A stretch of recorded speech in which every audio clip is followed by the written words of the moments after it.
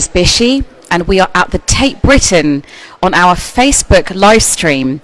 And today we are going to be talking about the IK Prize and about the winner of the IK Prize.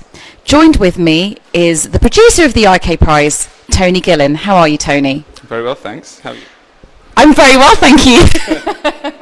So could you please tell us a little bit about the IK Prize and about its winner, which is recognition by Design Creative Aid Studio, Fabrica? Sure. So the IK Prize is an annual prize based here at Tate Britain, and every year we put out a brief to digital creatives of all types. How would you use digital technology to engage audiences with British art from the Tate collection? And this year we challenge people to use a form of artificial intelligence to create a new way to understand and explore the collection. And Fabrica, who are a design studio based in Italy, their idea was recognition. And recognition is lives online. It's an artificial intelligence that compares British art with up-to-the-minute photojournalism. So it's continually searching for the latest news, photojournalism of the news, and trying to find images, artworks that somehow express or display or depict the world in similar ways. That's absolutely fascinating. So in a sense, the nature of the installation is ever-changing as the news and the world changes. So every day the images are going to be, I mean, how often do the images actually change? Is it quite literally up to the minute news, or does it change on an hourly basis? So recognition, I say, lives online, and it's continuously searching for news, up to the minute news. As we know, as soon as something happens anywhere in the world, there's an image of it online. Right, yes. So it's grabbing the latest one and it's comparing it with every British work in the collection, and probably at least once an hour it finds a match. It really depends on how many news images are out there. We've partnered with Reuters, who are providing the news images, and it's publishing around about once or twice an hour a match, essentially, an image of something happening in the world and a historic work from our collection. So it could be a portrait from our collection, it could be a history painting, it could be a watercolour, it could be an abstract work, and a news photograph, essentially. So it's creating a virtual gallery online at recognition.tate.org.uk, which you can explore, search, discover, and share with your friends on social media. Fantastic. Well, I think we should go in and have a look. This is a question to all of our viewers. Do you believe that AI is going to usurp human intelligence and human interaction? Right, we have some fairly graphic images going on here. Talk us through this, Tony. So, well, this is a great one. It's an incredibly beautiful, or perhaps scary, piece of photojournalism. It's of this festival in China where people put sharp objects through parts of their body. So it's quite graphic, but it could be any news image in the world. So it's found this, and it's trying to understand this very complex image. It says it thinks there's someone holding a cell phone. It knows there's a man in the image. It thinks he's about 29 years of age. It knows he's got dark hair. And then it's searching and comparing it with every painting, photograph, sculpture in the collection to see if there is a depiction of the world or of a person that's similar. That's absolutely fascinating. So it's slightly less graphic now. Here I believe we have, yes, perfect timing. We have Afghanistan's chief executive, Abdullah President Ghani, and the EU Council President Tusk at the Brussels conference on Afghanistan. And over to my right, we have some pictures of some angry-looking men. There we go. Well, it's very quickly, as you can see, changing. It's going through every work in the collection. This is incredibly slowed down. This first part of the installation is to give you an understanding of how it's searching and what it's looking for. But actually, in reality, it's comparing every news photograph with every work or British work in the collection in about a minute. So Elena from Facebook has just texted in to ask, please give details of the technology.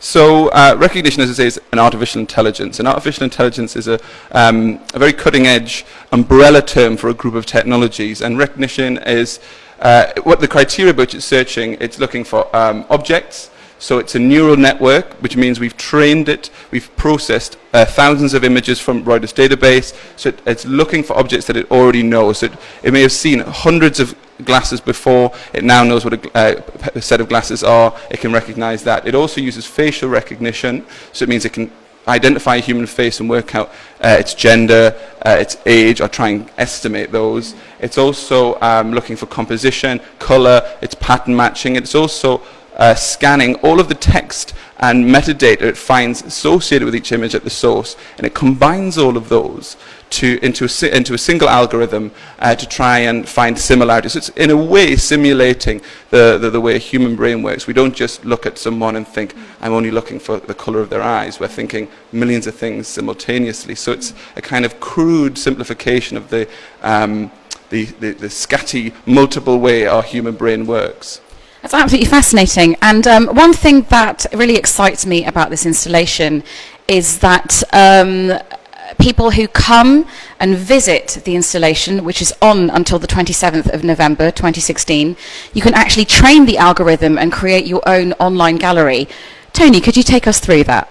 So as I said, recognition lives online, and it's been trained. So it's a neural network, which means that we've put thousands and thousands and thousands of images through it already and trained it to a point that it knows how to recognize it. But here in the installation, the idea is to open up the process. So online, it's working autonomously. Here, it's searching and finding matches. So this is a recent match where it's found this woman's face, it's found this portrait from the collection. It for some reason thinks they're similar, though to our human eyes they may not. And what's interesting is to find out why. But then as we move over to this side of the installation, every time it finds a match, it actually finds several. So you can press this button. So here's a recent match. I think that's the running mate of Hillary Clinton. I forget his name. And here are all the portraits from the collection that it thinks are similar. So the point of this installation is you get a chance to mark recognition's homework. You get to retrain it. So here's an image it's found. You might think this one is similar, or you might think this one is more similar, or this one is more similar because of colors, to select that. And the more people come down to Tate Britain, or more of our visitors mark the homework of recognition, the better it will become at comparing artworks and images. Well, that sounds absolutely fascinating.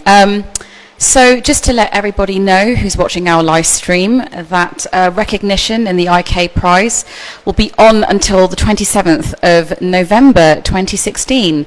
I'm just wondering whether there are any more questions about whether you think AI is going to usurp human activity and human interaction.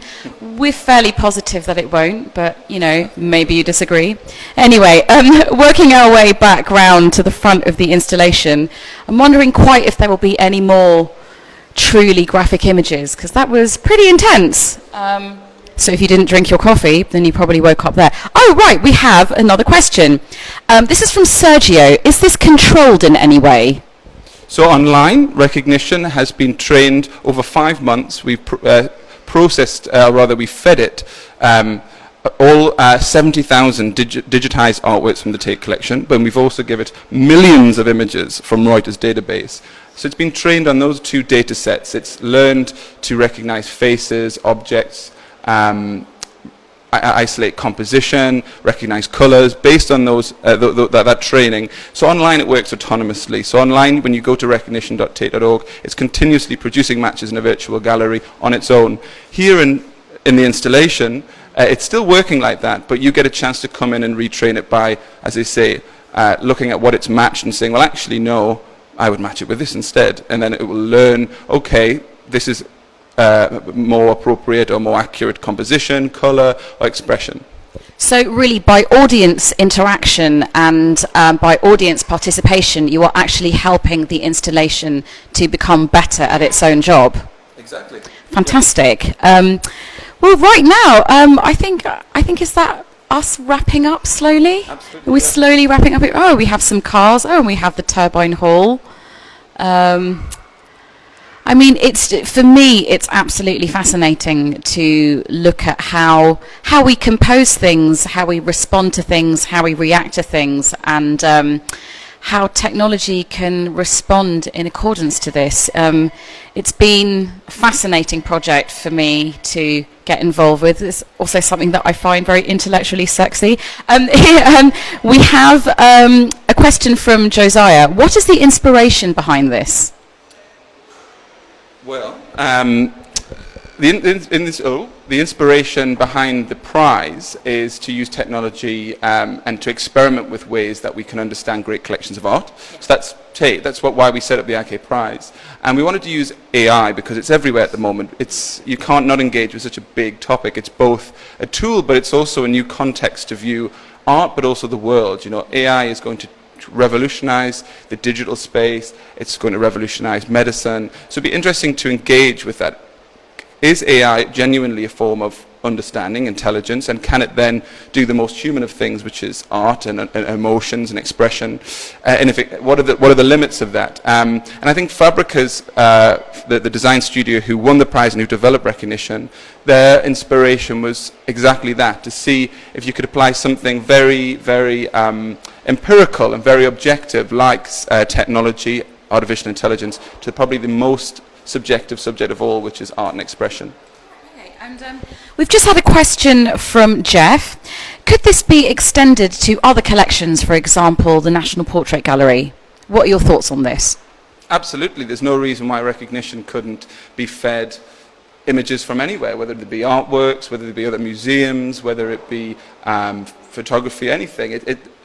The difference between this and another artificial intelligence is Recognition only knows to do one thing, which is to search and understand images based on these 4 criteria. So it could do that with any images. And we've just had another question from Deborah, who has asked, is the technology capable of imitating human thinking processes? Yes, absolutely. What we've done is we've focused on sort of the main elements, you might say, of images: composition, color, objects, faces of this human content, breaking down faces into expression, gender, emotion, and also what we call context. Now, context is the one way that we can simulate what humans do. Now, an image can learn to pick out composition and those graphic and visual details, but what it doesn't know, when we come into a gallery as a human being, we have all of our memories, our experiences, and our prior knowledge of the world. Recognition doesn't have that because it's not a living being, and that's the fundamental difference between Recognition and a human. So what we've done is it scours the source of the image, so whether it be the source of the image on the Tate site or the writer's image in the news story where it finds it, and all that text, the metadata associated with it, the article in which it might appear, it scans that to try and find words, sentences that might give it a better understanding, because that's what's really hard about artificial intelligence is machines do not live. They don't have memories, they don't have emotions. So how does it simulate all of those very complex and nuanced things that humans bring when they come into a gallery to look at artworks or images?